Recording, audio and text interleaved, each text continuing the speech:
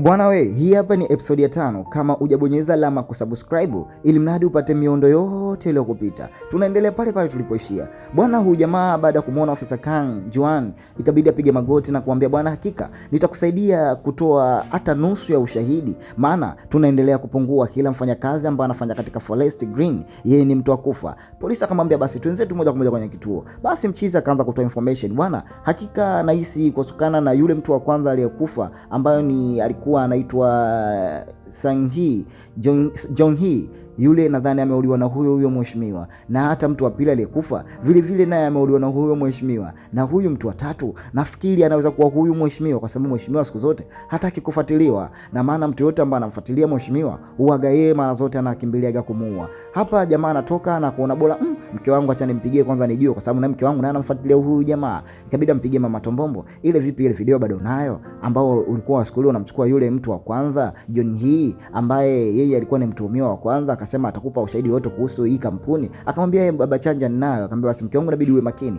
kwa sababu sasa hivi watu wamechanganyikiwa, watu muda wote wanaanza kuua tu kuficha maovu yao. Basi jamaa yake wanaondoka hapa Sanjuki, na dada hapa akamwambia bwana, sikiliza, mimi inabidi ni mume wangu, lakini dogo anamzuia, anamwambia bwana usiende huko, kwa hakika huyu jamaa yuko hapa hospitali. Jong-hee akashangaa, akamwambia yuko hospitali? Akamwambia yuko hospitali hapa, na hapa yeye alikuja tu kuangalia afya yake kutokana na mitikisiko ambayo mapambano ambayo tuko tunapambana sisi na yule mwenzangu mchawi. Basi madam akamwambia usio na wasiwasi, hakika mume wangu amenipigia simu hapa kutaka ile video. Basi jamaa alipotoka hapa akapata ile kadi, akawa anaangalia, akamwambia bwana, huyu mtu ambaye alifanya naye biashara kukuletea alama zote za huyu mtu sasa hivi amekamatwa. Na kweli hapa dada kuna kitu anakiangalia, na kweli kaona hii ni birthday ya huyu mtu, ya ule baba kwa watoto wake, na huyu baba lazima aende katika familia yake. Na alipoangalia hapa akajua huyu jamaa tayari nishamkosa, kwa sababu yeye ndiye ambaye alituma kazi, yule mzee akaibiwa vile vitu. Mwisho siku dada akaona bora akatekate kile business card ambayo alikabidhiwa na ule jamaa yake ambaye anajifanya HR wa dunia, na hapa akasema hakika tunamsaidia. Akamwambia siwezi kumsaidia. Upande hapa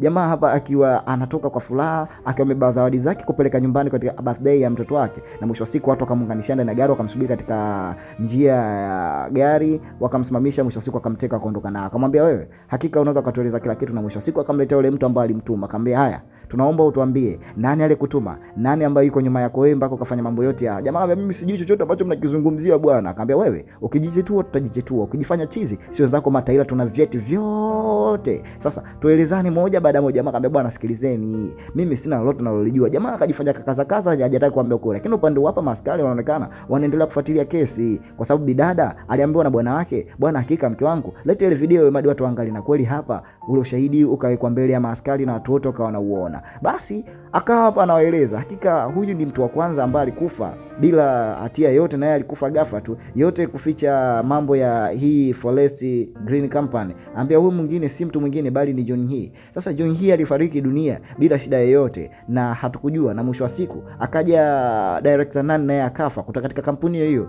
na mwisho wa siku na kila mtu ambaye anakamata hii kesi anakufa. Sasa inabidi tujue nini hatima ya maisha yetu na nini hatima ya hii Forest Green, maana yake hata maskari nao walikufa bila hatia. Hapa wakawa wanaelezana namna gani wanaenda kutatua hili swala. Na mzee akamwambia jamani, hakika haitakiwi kuhisi, inabidi tufanye uchunguzi ili tupate vidhibiti vyote. Na mchizi hapa baada ya kutoka pale akamchukua mkeo, akamwambia mke wangu, hakika mambo yashanuka, mambo yashakuwa magumu sana. Kwa sasa hivi inabidi cha msingi uwe makini sana na mambo unafanya. Bibi akamwambia sawa mume wangu, ila mimi kuna mtu ambaye ananiongoza, yeye ana nguvu za ajabu za miujiza. Hakika yeye akikwambia kitu ndivyo kinavyokuwa, na hata mambo mengi ambayo yanatokea yote aliniambia, ila mimi kwa ubishi wangu ndio maana alitokea, lakini ningewahi kukwambia wewe basi asingetokea. Dada akawa anajilaumu kwa sababu anajikuta anapoteza maisha ya watu. Akakumbuka mbali miaka hiyo kipindi yuko shuleni, yeye na msichana mwenzie ama shoga yake ambao walikuwa wanapendana sana kipindi yuko shuleni. Yule shoga yake kuna mambo alikuwa anamsumbua, yani babake Kamba alikuwa anampiga, ananyanyasika sana, lakini akija huku kutaka baadhi ya vitu anakuwa hapati kwa wakati. Kwa hiyo inafikia hatua muda mwingine wanaenda zao kituo cha polisi labda kwenda kushtaki ili mradi kwa yale manyanyaso. Na yule binti likachukua uamuzi wa kujitupa na kujiua na kujiondoa maisha yake. Kwa dada huyu mpaka leo hapa alipo anajutia. Kwa hiyo hataki tena mambo yatokee kwa watu ambao anawajua yeye wakafa bila hatia yoyote. Kwa hiyo dada anajisikia kama yeye ni mtu ambaye anasababisha, kwa sababu kitu mtu nakijua unaweza ukamsaidia kitu fulani, halafu utaki kumsaidia. Unajua kabisa huyu jamaa ana shida na kitu fulani, nikimpa kampani ya kitu hiki ataondoka na njaa. Lakini sasa wewe unamwangalia mtu huyu unakaa mpaka mtu anakuja anachukua maamuzi mazito, ama Mungu anamtendea miujiza yote, alafu ndio unajifanya bwana bila mimi au sijui hivi na hivi. Kwa mambo hayo binadamu inabidi tubadilike na aache. Kwa leo dada anajutia kwa yale mambo yote ambayo alipitia, na hapa kumwambia bwana wake au mumewe, twende kwanza. Na alipofika hapa alimkuta Sonji kwa macho yake, akamkuta dada amekaa, ambia I say kumbe bado ni mtoto mdogo sana. Akamwambia ni kweli bado ni mtoto mdogo. Asante sana, nimesikia uwezo wako na kila kitu chako, lakini sasa hivi inabidi mama watoto utumie simu hapa ili mradi uepuke na watu ambao watakutraki, kwa sababu sio kila simu inatrakiwa, na kwa kuwa simu hapa ni ya maaskari kama sisi, watu wakubwa pelelezi, na maana hii hakuna mtu yote ambaye anaweza akaitraki ama kuihaki akakujua wewe unafanya kitu gani. Dada akaitikia, na mume akamtaka mke wake awe makini sana na kumwaga bwana kwa heri. Lakini walipotoka hapa ikabidi wapange mpango, wakamwambia bwana, sasa sisi tunafanyaje, maana tujue tunaishi vipi. Hapa ndio hapa tunamuona mzee mmoja, huyu mzee Chairman Jangioni yupo katika mti mkubwa, yani mti watu wote ambao wanakisirani nao, yani wewe kama anakuchukia, wewe unamchukia, lazima jina lako likae pale na kifo kikukute. Yani watu wote aliowaua kawaning'iniza pale. Lakini sasa hivi anaangalia ni nani mpya, na mwisho siku anakuta picha bibie bwana mdogo. Hapa kuna kitu ambacho kaja kakumbuka, kwa sababu kuna comment kaiona pale, kipindi ana comment juu ya kampuni yake, akaangalia akasema, huyu mbona kama nilimuona katika lift nilipanda naye. Mawazo akaja akasema, kumbe huyu ndo yule mtoto ambao nimeambiwa. Akapiga simu haraka kwa yule mchawi wake,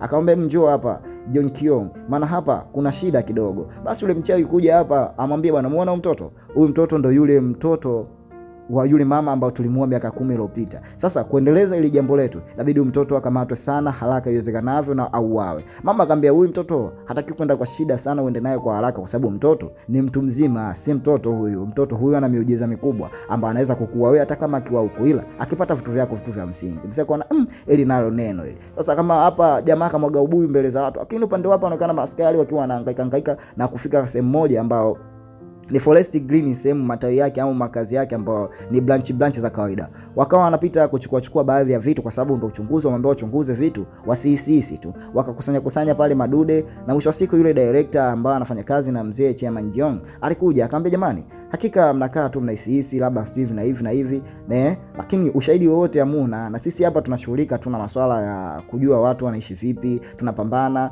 na mmeniona. Lakini bajeti na biashara wazifanya hawa katika, yani niseme kama mapato TRA yanasoma makubwa sana, mpaka watu wanashangaa huyu mzee ana kazi gani nyingine, au ni Chumaolete anachukua hela za watu? Sababu Chumaolete sio Tanzania tu, Kenya, labda Uganda, Kongo, huko Mozambique na sehemu nyingine. Hapana, ni dunia nzima, kwa sababu hapa kinachozungumziwa tofauti yao na sisi, hawajavaa tu nguo zile za kiganga na lakini hapa ni uchawi mtupu. Yani maswala ni yale tu. Kwa hiyo uchawi ni huko dunia nzima, lakini wenzetu kidogo wamejifanya maendelea. Tunaendelea na movie yetu. Hapa bidada akafanya mpango, akachukua ile picha ya yule jamaa ambao anajua huyu tunaweza tukambana maswala mawili matatu. Basi baada ya pale wakatoka hapo, kwa sababu mumewe alishamtumia bwana kumwambia, bwana huyu ndo mtu ambaye tumeanza naye kumshtukia wa kwanza, kuanza kumfuatilia. Basi hao wakacheza mpango, ikabidi wamtumie picha, bwana njoo hapa, na hapa wewe una tatizo kubwa sana, na ukifanya kumwambia mtu yeyote ili swala, basi hakika tunakuwa, kwa sababu familia yako na maisha yako tunaijua. Nyinyi simatumia uchawi kuua watu, lakini hata sisi hapa tuna uchawi, ndio huo ndo tunamhangaisha huo bosi wako. Basi jamaa baada ya kuona mambo haya akaona sasa kama bosi tu anahangaika na mimi kipalanganda tu, sina mbele wala nyuma, acha niende nikawasikilize. Basi alipofika pamoja, bwana naomba mnisamee, msiniwe mimi, nina familia inanitegemea jamani. Akamwambia, sikiliza wewe mwanaume, inabidi ujikaze, usilielie bwana. Sawa madam, unasemaje? Ripota kakaza, akamwambia, bwana naomba uniambie, nitakwambia na unieleze kila kitu ambacho nitakuuliza, nataka jibu moja baada moja. Jamaa akaanza kusema, bwana hakuna shida, mimi hakika nitakusaidia. Akamwambia, haya naomba unieleze kitu gani ambacho kinaenda huko. Bidada anasikiliza, anamwambia, bwana unajua yule jamaa ana mti wake kule, huo mti anatumia kuua watu wote na kufanya uchawi wa kishirikina, lakini yeye anakuwa kinini kimiujiza, hakuui kwamba kwa bunduki ama nini. Watu wanakukuta tu umekufa, kwa sababu kule wana mti mkubwa ambao wanaswalia, wanafanya ibada zao za kishirikina, na mwisho wa siku unauawa. Kwa hiyo ni habari mpya zinakuja, ambia wewe usinifiche chochote, kila unalolejua nataka uniambie. So ananiambia tu nusu. Ambia madam, basi sasa niache, nashinda kuongea. Ambia sio unajua kwa sababu huyu jamaa mambo ndio anafanya, lakini huyu ni mtu mkubwa, na hata hilo jina la huyu dada ambao nalitaka mimi nikutajie, mimi jina lake la halisi mimi silijui, ni jina lake la halisi analificha, anatumia jina la nickname. Kwa hiyo hapa bidada anataka kujua jina la huyu mchawi ambao yule mzee anatembea naye, kwa sababu halijui, bali wanatumia tu jina ambalo ni nickname. Na huyu jamaa anakiri hapa bwana kwamba yeye alijui, na kama angelijua jina la yule mama ambalo dada sasa hivi analitaka hapa, kwa sababu wanataka kupunguza upinzani baina ya wao na huyu dada. Umeelewa? Kwa sababu dogo anamloga ule mdada, lakini hajamjua jina, ndio maana anamkosa vizuri. Lakini dogo ana uwezo wa kumwangusha mtu yoyote akishamjua jina lake tu na akishapata kitu chake maalum, lakini inabidi kwa mchawi inabidi ajue jina. Lakini hapa alipotaka jina yule mtu walikosa. Wanangu, hii hapa ni sehemu ya 5 inaishia hapa. Usisahau kusubscribe, kucomment na kulike. Tungoje muendelezo sehemu ya 6.